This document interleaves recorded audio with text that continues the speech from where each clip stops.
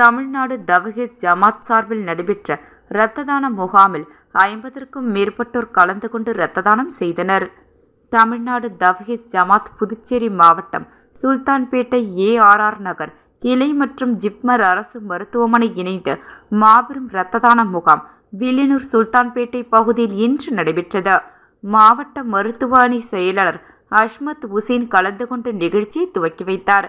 மேலும் புதுச்சேரி மாவட்ட துணைத் தலைவர் ஹனீப் மற்றும் மாவட்ட செயலாளர் ஷாகுல் ஷமீத், கிளை தலைவர் பாரூக், கிளை செயலாளர் உமர் ஸ்ரிஜித், கிளை பொருளாளர் தாஜித்தின், துணைத் தலைவர் நஜ்முலால், துணை செயலாளர் பாஷா, மருத்துவர் அணி செயலாளர் முகமது பாபு, மாணவர் அணி செயலாளர் பாசில், தொடரணி செயலாளர் ஜான் பாஷா, வர்த்தகர் அணி செயலாளர் ஹஷ்மத் அலி ஆகியோர் இரத்த தானம் குறித்த விழிப்புணர்வை மக்களுக்கு எடுத்து கூறினர்.